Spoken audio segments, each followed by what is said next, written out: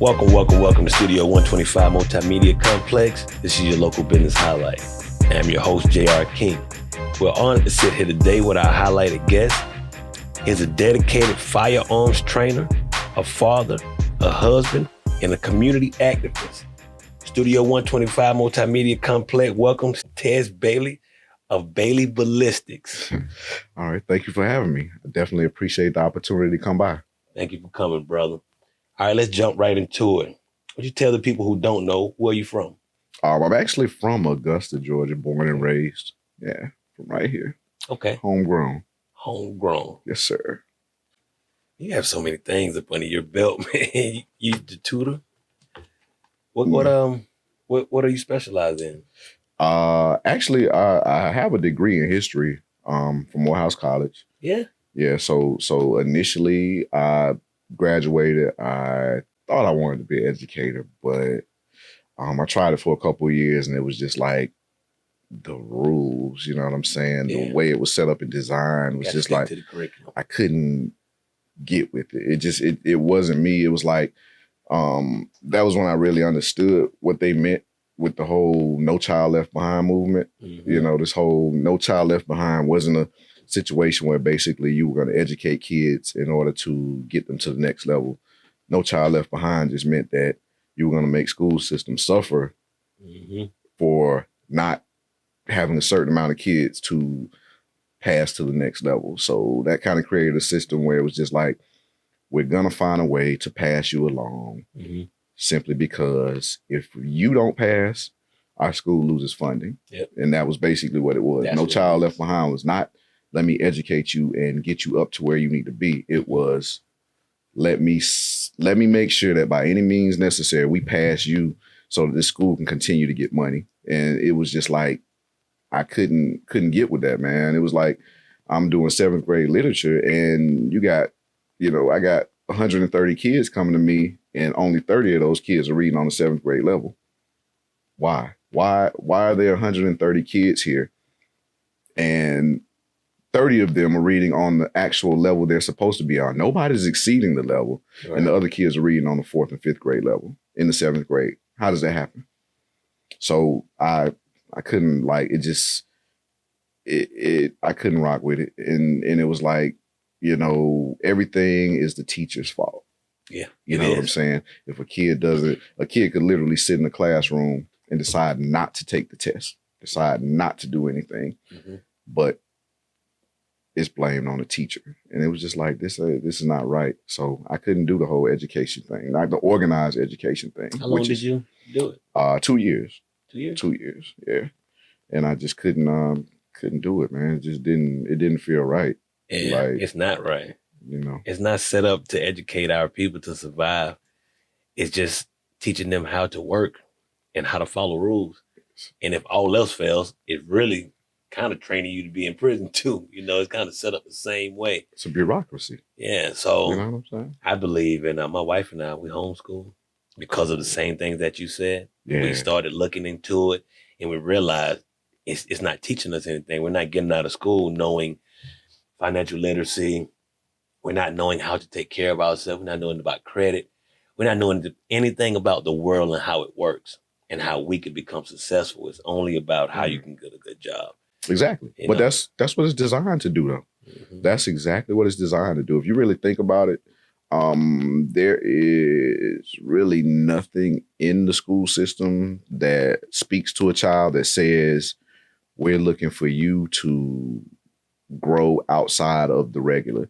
There's nothing in the school system that says we want you to do more than just go work at McDonald's until you become a manager. Right. You know what I'm saying? Back when I was growing up, there were programs and things and where when you had children that showed potential, you took those kids and you really made it a point to put those kids in certain programs to expand their minds and let them know you can do more than just grow up and get a job. Nowadays, that's not what they teach kids. They simply teach kids to grow, and we want you to go through these 12 years of school, 13 years if you count kindergarten. Right. And basically what we want you to do is we want you to come out of here. We want to kind of dumb you down, make sure that your mind does not venture into anything else so that you can come out and you can get a job. And guess what? Who owns the jobs? It's the politicians. That's right. It's the rich people, the rich stockholders. Those are the people. So yeah, naturally, that's what they want. They want you to come and be just educated enough to be able to follow the rules when you get on their job, so you can produce the products and the means of capital so that you can continue to make them money. Because if you make your own and you build your own, then guess what? You're not building theirs. You're right. So why in the hell, if anybody is smart, why would they want you to go and do anything else? They need workers to come for generations to keep those businesses going. So why would they teach you anything or put you in any particular situation to where your mind can transcend what the day-to-day is and really think like, hey, you know what? I want to do this. I think I want to build this business for myself. Why would they do that? Yeah. Because that would be stupid. Because if everybody did that, then guess what? Your Walmarts, your big corporations, then they're gone. Nobody to work. Because nobody's going to do that. Yeah. Why would you do that if you got this idea in your mind that says I can do this and I can sustain my family? May not become rich, but me and my family are going to be able to sustain ourselves. So why would they teach you that? Why would they make you think that's even a possibility? Yeah. And of course, you still got those rare individuals that still transcend that, and you know, they do their thing and they become successful at what they do. But for every one of those, you got 1,000 that's basically gonna get out of high school, go work a job. Yeah, you know. Well, we realized, my wife and I, we raised 7. Okay, and with our second oldest boy, he was a real troubled child early in school, and we couldn't figure out what it was until 2nd grade. He got a black female teacher. And she says nothing wrong with him. He's too smart.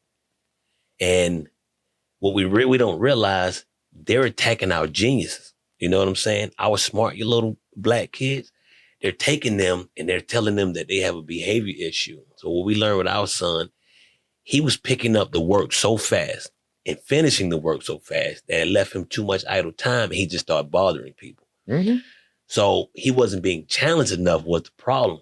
And what they were trying to do is hit him with a behavior issue and try to put him on Ritalin. But we didn't allow that. And once we realized that he wasn't being challenged enough, that we started putting books in his hand and we started just challenging him mentally.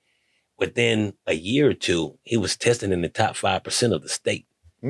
So they're taking our young black kids and they're putting these labels on them and then filling them full of medication, when the whole time, if you adjust what you're trying to teach them and the way you're trying to teach them and give them something to look forward to, they'll blossom beyond our wildest imaginations. You know what I'm saying? Yeah.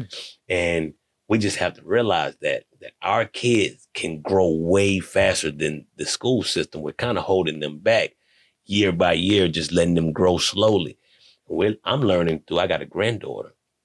She's picking up things way faster than I can imagine she would. You know, they're like sponges, but us as parents, we're not taking the time out to educate them on the things that they need to know before school.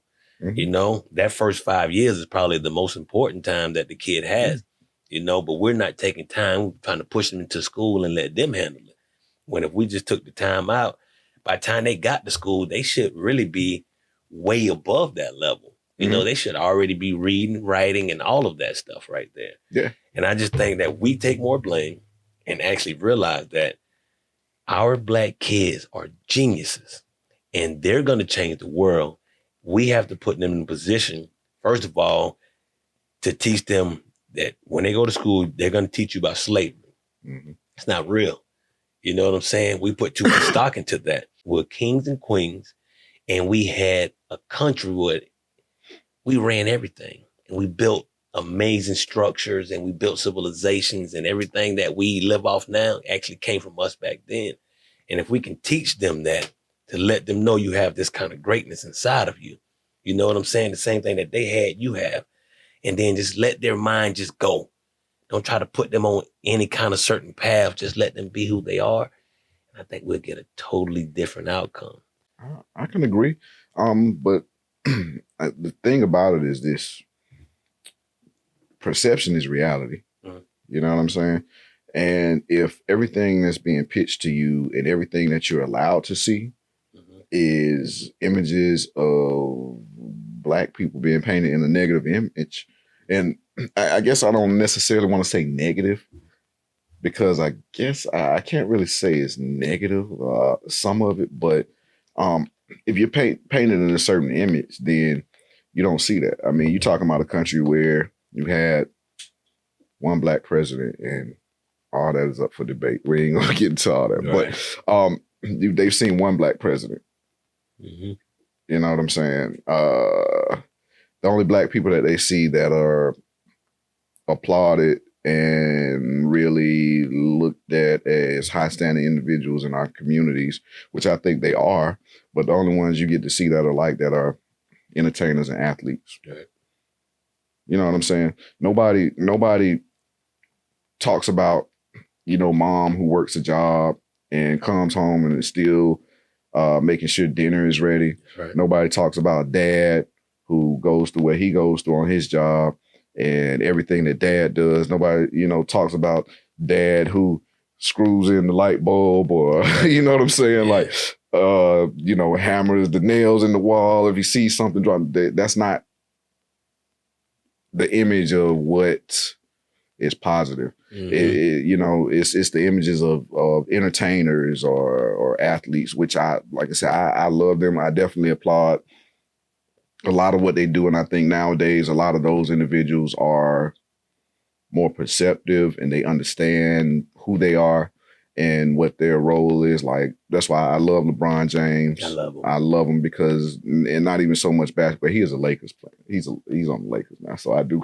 I'm a Lakers fan. So, you know, I'm good. That's right. You know what I'm saying? But even outside of that, I really applaud him and admire him outside of that because of the fact that he understands that you actually have a social responsibility. Yes. You have a responsibility to speak up because guess what? All the kids' eyes are on you. All the kids want your shoes. All the kids want to be like you. Yeah. So you need to open your damn mouth. And when you see an injustice, you need to be speaking on it, regardless of all these people talking about shut up and dribble and all that shit. Yeah. You need to be talking because all eyes are on you, sir.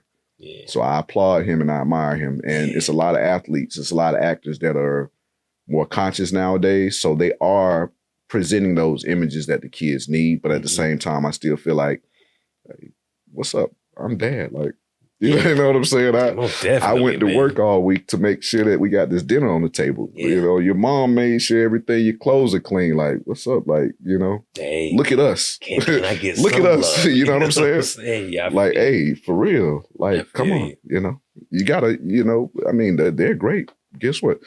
1 out of every million of y'all are going to actually make it on that basketball court. Yeah. You look at dad, look at mom. That's right. You know, those are the real heroes. That's right. The sacrifices, the everyday, the hustle and bustle, man. I don't feel like we get enough credit, especially as Black men, as the fathers. I really feel like we get absolutely no credit, you know, unless it's negative. We really don't get talked about that much, to be honest.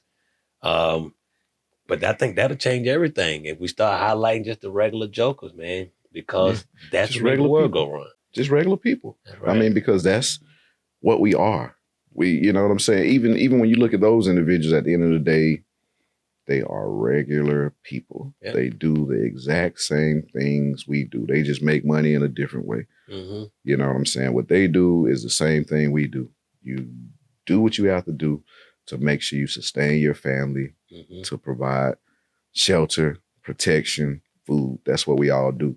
Yeah. But I mean, again, the social media age, that's not what that's not what's hot. That's not what people love. You know, nobody loves the regular, you know, the everyday Joe, you know, the everyday Jill. They, you know, everybody, you see it all day. Like even like people that will sit here and they won't even have means to like financially sustain themselves, but somehow on TikTok, all day, on Facebook Reels, they are a star. You know what I'm saying? Like they are a star because that's what even adults have been conditioned to think. Like as long as everybody thinks you're big time, then you're big time. Right? Whatever. It's not how the world works, man. Exactly. Like, and you're right. Us as regular parents, and we try to build other things to give to the community and to show people that it's more. And you actually built that, you know. You actually are training our communities and our families how to protect themselves. So I guess we can use that as a segue to jump right into that. Okay. Okay. All right. That thing in. All right. So how long when did you start? Bailey's Ballistics, we started about 2 years, a little over 2 years ago. I consider the official month that we started, September of 2020. All right. We started before that, but that was, I guess, when we really realized like we got something big. Right. We can really do some things and really impact the community in a different way. That's right. So I consider September 2020 as the beginning of Bailey's Ballistics. Okay. Where did your love for guns come from? Honestly, I don't know. I don't know. Honestly, I think my first gun, which was an illegal gun, I will say, I went to college, 1998. Yeah. And of course, you know how it goes. Any HBCU, you know, I went to Morehouse College, and every HBCU, if you notice, there's always the hood built around our colleges. Mm-hmm. So I went to school, and they start talking about, okay, don't walk up to the West End because people are getting robbed.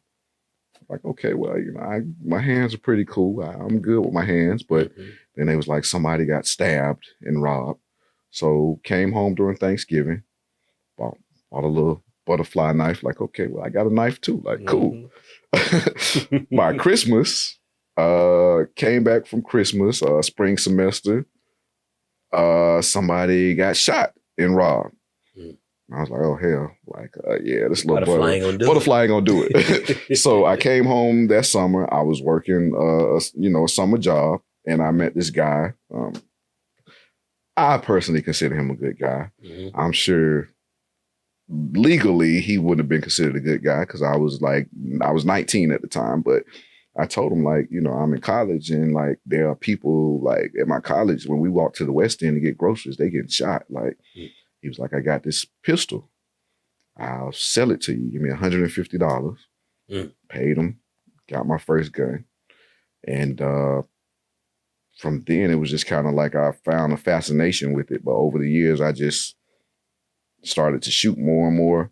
And as I got older, it kind of resonated with me that really a firearm, in my opinion, is the almighty equalizer. You can be the best at hand-to-hand combat. You can be the biggest person in the world, but a firearm by a responsible, and I will restate, responsible individual is the almighty equalizer. Because I don't care if you're 8 feet tall, 400 pounds of muscle. If you come to harm my home, I'm 6'3.5", 100 and something pounds, but guess what? You can't harm my wife. You can't harm my kids because I can neutralize any threat. That's what it's all about. Yeah. So it kind of built from that. When I realized like the responsibility and what that could actually do, I just kind of fell in love with it. And I started to train with different firearms. Went from smaller caliber pistols to shotguns to, rifles. And it just kind of grew from there. And then it was just like, I want to shoot everything. Like I was like, I want to shoot everything. And I want to know how to shoot everything. Like I want to be able to like hit something from a mile away. So I really just started to train. And you made it to that point? Honestly, I'm sure I could. I haven't hit a range that would extend that far, but I definitely could. Okay. That's what's up. What you starting, you said 2 years ago. That would be in 2020. COVID hit in 2020. Yeah. How did that affect you started? Honestly, COVID was the kickoff. COVID was the kickoff. Okay. Basically, it was just like, you know how it was going during that time, man. People panicking, all this paranoia. You go in the grocery stores, you got people running around, taking all the toilet tissue, buying all the meat. And it was just like a crazy time. Like it was a very uncertain time for individuals. So I think at that point in time, people thought Armageddon was upon us. So a lot of people started to think like, well, damn, I see this dude over here shooting guns and posted it on Facebook. I need to get with him and like know how to protect my home because whatever I have, I need to be in position to protect it. So that was really a big kickoff for us. Like, you know, people just start calling and texting and Facebook messaging, inboxing me on Instagram. Like, look, when can I come and shoot with you? I really need to learn how to protect my home. So yeah, COVID was, it was a bad year, but it was a good year for Bailey's Ballistics. I actually feel I would say the negative is people died. You know, a lot of people died. But the beauty in what COVID brought was it took everybody out of their comfort zones of the everyday routine that they're in. So it forced them to be creative and it forced them to step outside that box. And then now I'm looking around the city, so many more Black businesses and pop-up shops and things where people got creative and they're like, well, we really don't need the job. Yeah. But without COVID, 80% of those people wouldn't have took that chance. Go to work. It produced the necessary instability. You know, it produced a situation where nothing was certain. Those jobs that everybody knew they had and had for years, when those jobs shut down and said, you got to go home. Yeah, you can get this unemployment. It's not going to be as much, which I guess in that sense, it was still kind of good because they were shooting people that extra money, you know. Making more money than me, and I never stopped working. They were making and I was going to work. Yeah. So, but it produced that instability because it made people kind of deal with the harsh reality that nothing is ever certain. You know, so it made people kind of look at things in a different way, and people are like, well, shit, I mean, damn, start rolling these berries and chocolate and, you know, trying to sell these. Let me make these cakes and, you know, let me design these clothes. So like I said, it was a gift and a curse. I mean, we lost a lot of people we love, but at the same time, I feel like forced Black people to be Black people because we know we're survivors. That's what we do. So it forced us to actually dig deep into that and really survive in a different kind of way. Like you really have to rely on your talents now. What can you really do? Because your job shut down and you don't know when you're going back there. So what the hell are you really going to do? Unemployment is cool. Yeah, but how long is all this gonna last? So what can you do that's really gonna sustain your family? And you know, and I guess Bailey's Ballistics again was kind of a byproduct of that. Like, you know, because realistically, I feel like if I was in a situation to where I needed to go full time with this and just go head in, I'd be able to more than sustain my family with it. Yeah, I believe that too, man. Speaking of the Black community, it seems that firearms are demonized in our community. Why do you feel like that is? Well, the why is kind of simple because they don't want us to have them. That's why it's demonized. Simple as that. Right. I mean, if you really think about it, if you're in a situation where you have a bat and the other person has their hands, 9 times out of 10, I'm gonna say the dude with the bat is gonna win. But if you got 2 dudes with a bat, I think that kind of evens it out. Right. So, I mean, whoever that's simple. Swing. You don't want, whoever can swing the hardest and the best. So I think that guns, and they always have been, you know, demonized in our community. They like us to believe that the only people that carry firearms and deal with firearms are going to be drug dealers and criminals. That's right. You know, they don't want us to practice the Second Amendment right. So it's demonized. And not only that, quite honestly, it scares the shit out of them. You know, when I used to go to, like, I won't mention their names, but the other gun ranges, every time I would go in, and I would be like a regular patron, like I'd be there like every single weekend and sometimes twice on the weekends, but every single time I want to come up, look at my guns, see what kind of guns I have, what kind of ammo I'm using, like really made it a situation where it was like hard for me to just be comfortable to really practice my craft. Right. So it you know, because to them that's like, hold up. And I don't know, it's probably not an extreme thing. It's probably I don't want to generalize, but I would venture to say the average Black man standing in front of a white man with his hands I would like to think that we could probably exact more damage, just realistically. So that's where the weapons come in. Because again, like I said earlier, that's the almighty equalizer. It don't matter what you can do with your hands if I got this gun. But you take away the fact that now I got them too. Then it's like, oh shit, what do we do?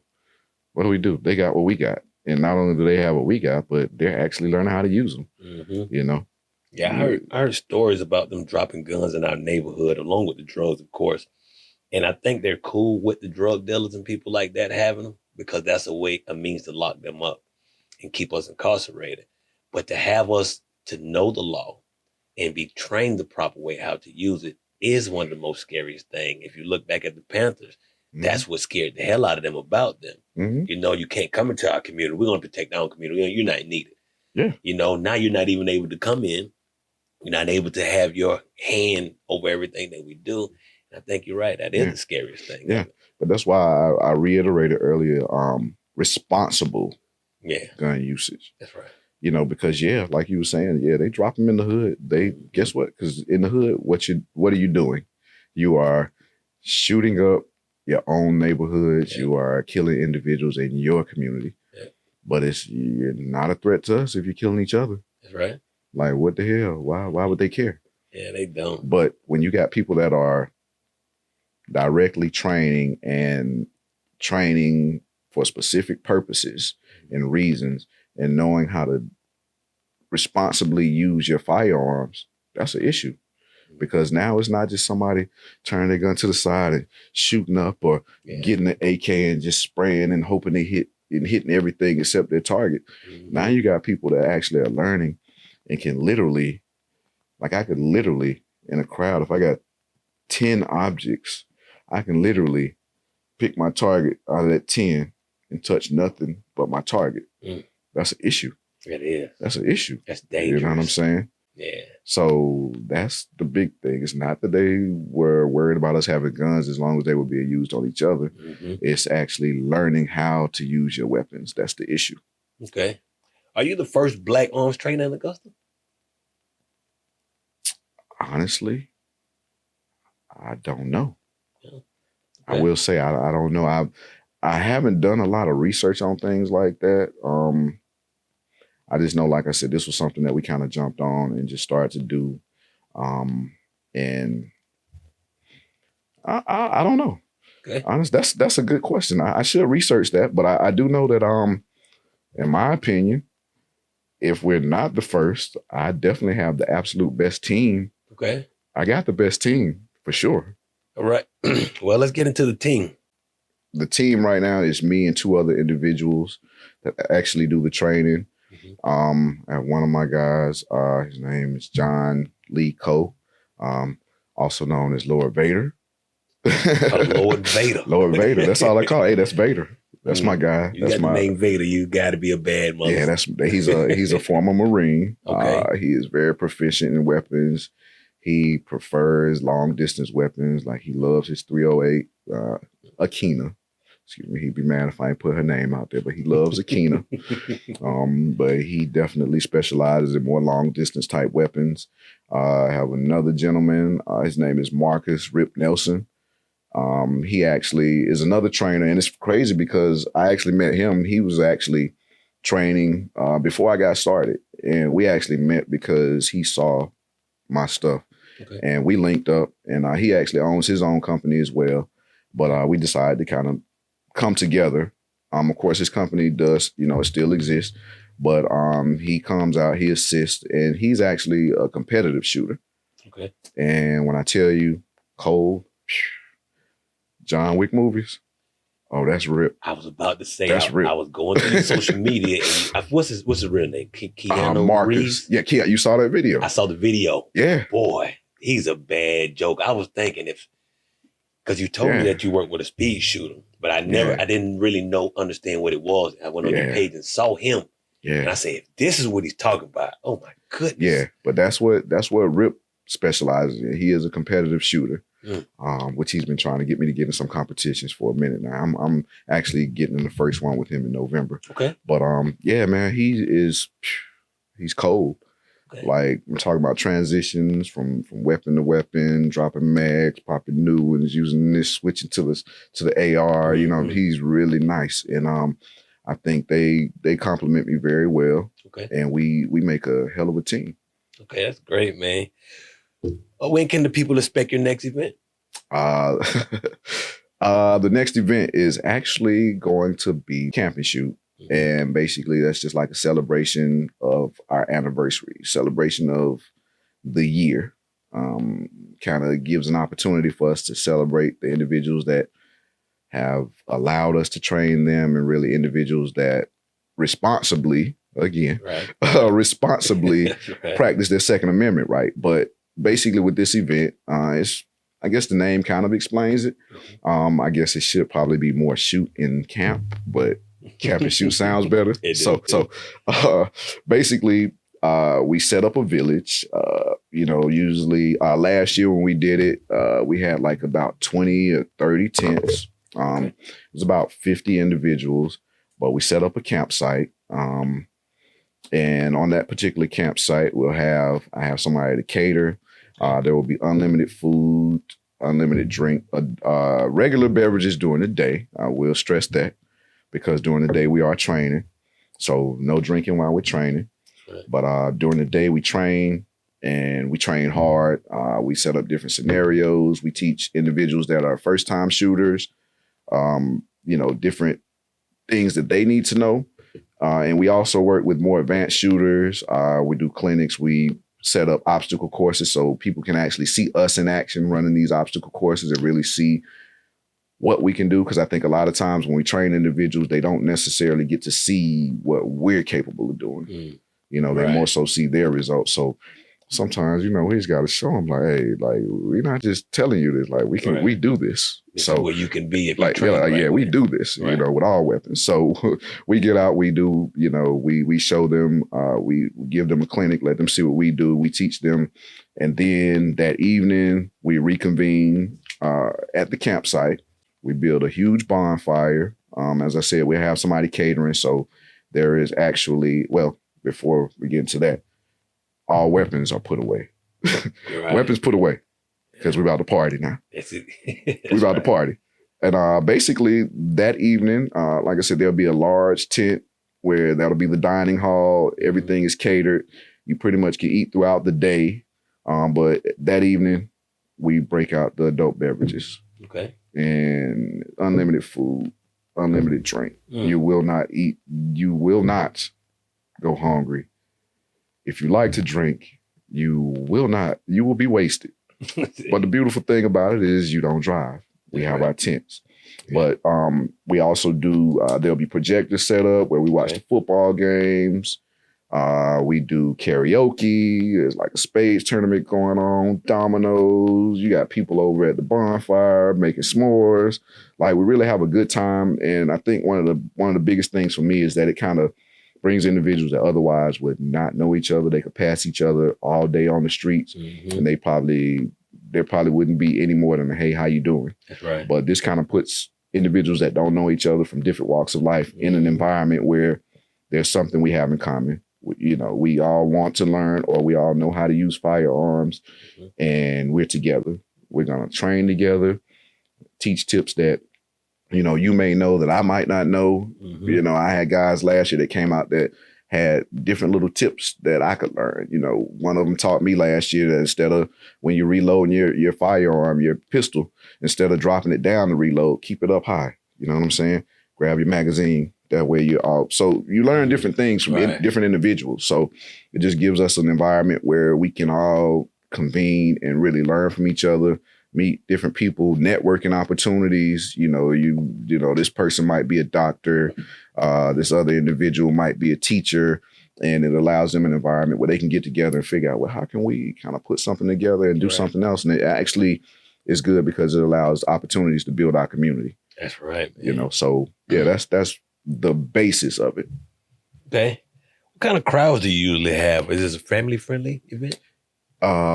This event is not family-friendly. Okay.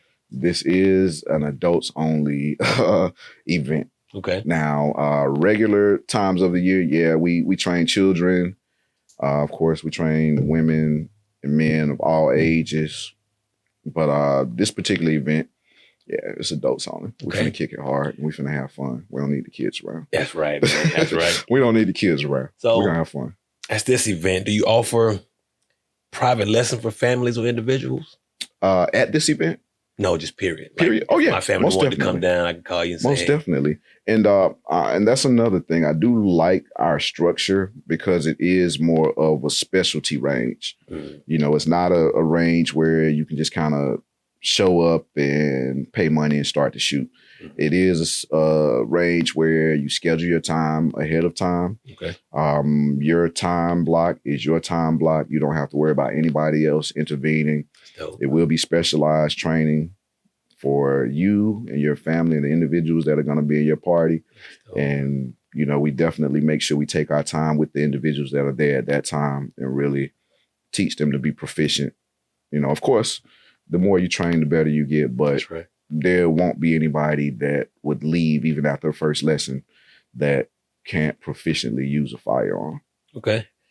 What are some of the things you would want the people to know or do research on before attending a training? You know what? Honestly, I prefer a blank slate. Wow.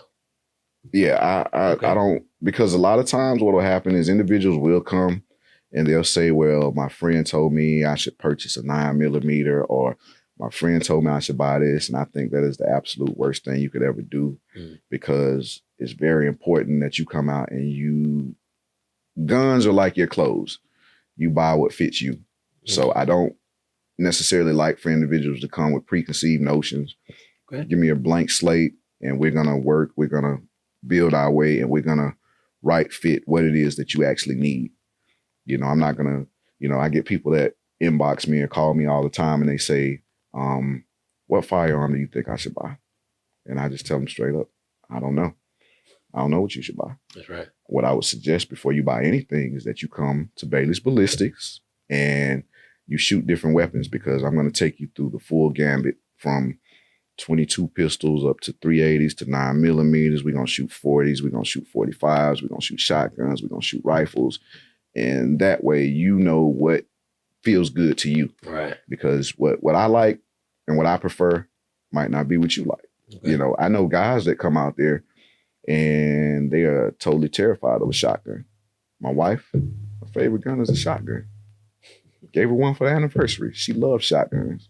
And it's dudes that come out there like, no shotgun.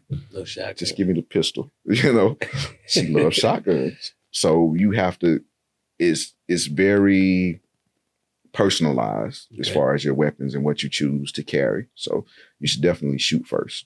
Okay. Can they rent guns and purchase ammo for you guys when they come out? Most definitely. Okay. Yeah. We actually have packages. I'll start by saying, as far as individuals that already have their own firearms and ammo, if you really want to train with your weapon, which I suggest to a lot of people, if you want to train with your weapon, it's actually only $35. I provide eye protection, ear protection, targets, as well as any additional training that you might need. Okay. As far as weapons for rent, I have a couple of packages. I have one. It's a $60 package, but it allows you to shoot all of the pistol caliber weapons. So you can go from the 22s, 380s, 9mm, and I even have like pistol caliber. I consider them rifles. They still call them pistols, which I don't understand why, but I have pistol caliber rifles that you get to shoot in a package for $60. And then I have a premium package, which is $80, which you get to shoot all of those weapons. And then you also get to shoot my personal carry weapons, like the ones I keep every day. So good packages. And you can also rent a la carte, and we do sell the ammo with those as well. Okay. That's dope, man. You guys cover everything. Oh yeah, we got you covered. Is there a limit to the type of guns the person can bring of their own personal? You mean a limit as an amount or caliber? Well, the caliber is what I'm asking. I haven't met anything that we can't handle yet. Okay. So, hey, if you got it, bring it. I'm really looking for somebody to bring a 50 caliber because I want to shoot one of those. I've never shot a 50 caliber. I would like to. I know they stop tanks, but I want to shoot one. I need to see what that do. I know. A guy my size, I'm thinking it may just tip me over with that kind of power. I want to try it. I was just telling my wife last night, my cousin sent me a video of a dude holding a 50 caliber and he's like shooting it. And I was like, babe, I need somebody to bring that because I know I can't afford it right now, but I need somebody to bring one of those. Well, if you guys out there listening, if anybody got the 50 cal, he really wants to shoot it. Hey, bring it. I want to see if it'll penetrate the metal targets. Bring one out. That's right. That's right. This is dope, man.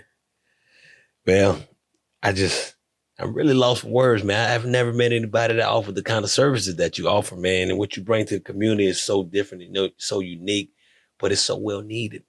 You know what I'm saying? Our people really need this. And I'm hoping anybody that hears the sound of my voice can really just take advantage of this and go out, check out Bailey's Ballistics, go down and get some training. But you do offer another service. You customize and clean the guns as well. I do. Yeah, okay. I do that as well. And just to real quick, I'll say I appreciate the opportunity for you to allow people to hear me. Nobody's ever reached out to me to really, allow my voice to be heard. So I appreciate y'all. Thank y'all so much for this opportunity. All right. I really appreciate it. But yeah, I do. I clean weapons, any kind of weapon I can clean. I customize as well. I like to be creative. People kind of give me the idea of kind of generally what they're looking to do with the weapon. Okay. And hey, let me get in the lab and do my thing. That's right. Give me the idea and I'll come up with something you love. Okay. So you spoke about your wife a few moments ago. So you trained your family, of course. Yeah. Oh, my wife, that's my baby. Yeah. Right. Listen, she the one. That's right. That's the one right there. Listen, my wife is the one that makes all this work. Okay. Like, she makes all this work. After a while, it becomes a situation where it becomes work like anything else. And it's like, you kind of have those days where you don't necessarily want to, like this whole camp and shoot event. My wife has orchestrated everything. All I had to do was make these silly videos and put them on Facebook. Yeah. Outside of that, my wife has put this thing together from making sure people got toilets to making sure that I stay on and make sure the land is there for us to camp on. My wife has made sure that the tent is provided for the dining hall. She's made sure that I stay in contact with my caterer. So I will say, before I get into the family thing, there is absolutely nothing that will be done or possible. I probably wouldn't even be doing this anymore. Like at this point, if it wasn't for my wife staying on my ass. That's right. Like seriously, she's gonna be the one to be like, baby, didn't you say you had to go get ammo? Get your ass up. You need to go get this ammo. Like, you need to make sure your ammo's stocked. Or, baby, aren't you supposed to be painting that gun? Because I go through these lulls where I just don't want to do it. She gonna make me do it. She gonna make sure that I'm up. So I just wanted to give my wife a shout out. Gina Bailey. Best wife in the world. I'm sure every husband feels that way, but my wife is the best wife in the world. But best wife in the world. I love her. I love her so much. But shout out Miss Bailey. but as far as the family, yeah, everybody in my house shoots. Everybody in my house trains, from my wife to my 4 kids. They all shoot. They are very proficient at using all caliber firearms. You're actually not allowed to live in my house if you don't shoot. And if the dogs had thumbs, they would be shooting too. Like, you got to shoot. Like, it's just necessary, Like I tell them all the time, if something ever hit the fan, you already know I'm going to grab the armor and I'm putting my armor on and I'm going outside. And I may or may not come back. If I do, thank the heavens. If I don't, then believe me, I've taken care of a majority of the threat. But if you come in there, that's your ass. That's your ass, Mr. Postman. Yeah, that's your ass. That's your ass. That's right, man. Definitely. That's dope, man. How, for the people who haven't been to your social media, how can you be reached? Well, honestly, the business did so well on social media, which is Facebook. I have, of course, my Tez Bailey page. And then there's the Bailey's Ballistics page. My number is, a lot of people call me. My number is listed, which is 706-951-5612. Okay. That's basically going to be the best ways to reach me. I don't have a website yet because it's like things have been going so well until I was just like, do I need a website? And then also, as I said, anybody that's seen the logo, you kind of know, like, I don't discriminate per se, but I will say that my business is more of a specialized business that's catered to certain individuals, I guess is the best way to put it. Like I said, I won't discriminate, but typically when individuals see the logo, they kind of know like, okay, this is for certain people. That's right. So that's kind of another reason why I like to keep my marketing down to Facebook, because I know there's a certain demographic that deals with me on Facebook. Okay. And those are the individuals that I'm trying to reach. You know, other individuals, they have the means to train already and they don't necessarily require my services. So I prefer that those individuals kind of work through those avenues to allow me more opportunity to work with the individuals that need my services, I guess is the best way to put it. I have another question. When you're training kids, like how is that compared to training the adults? You feel like the kids pick up a little faster? What age group will you suggest you start your kids in training? As far as age group, I would say as early as possible. Okay. A lot of people ask me what's the youngest age. I say if they can walk and they can comprehend, I will train them. Okay. You know, it's I don't put an age limit on it. As far as trainability, kids are way better. Yeah. Kids are way better, man. It's so easy to train a child. Like, I posted a few videos last week, and there was a young man who had never shot before. I think he's in the 8th grade, 8th or 9th grade. But this kid had never touched a firearm before, and he came out. And when I say it seemed like he was a natural, like I took him through. You know, I took him through the actual handling of the firearm. I took him through his stance. You know, I took him through like his sight acquisition. And when I tell you this kid came out, I handed him a pistol. And I told him before he started shooting, like, remember, we're putting everything together from your stance to your holding of the weapon, your sight acquisition. When I tell you this kid came out and was bing, bing, like I'm talking about hitting this metal target. And a lot of adults, it's like, I think as an adult, they kind of have preconceived notions of the way it's supposed to go. So they don't necessarily, it's a little bit harder when you think you know what you're doing and listening to somebody that actually knows what you should be doing, as opposed to a child who's never really had the opportunity to shoot a firearm. And it's kind of like they're going to listen to everything. Yeah. And they're going to soak it in and they're going to do exactly what it is you're telling them to do. And they usually have the best results. They're a lot quicker at picking it up, and it's just easier. That's great, man. Okay. Well, you guys who are out here listening, well, again, this is Bailey Ballistics, and it's been another episode of the Local Business Highlight. Again, brother, I thank you for coming, sharing us all your knowledge and expertise. And I would like to invite you back again after the event. Okay. And then we do it again, and we keep inviting people out. We want this to grow as big as it could possibly grow. We feel like this is really needed. You know, this should be one of the fundamental things that's mandatory for our community, you know, to protect ourselves. And I thank you again, brother, for actually coming out and blessing us. All right, this again is another episode of the Local Business Highlight. Again, I'm your host, J.R. King. Peace.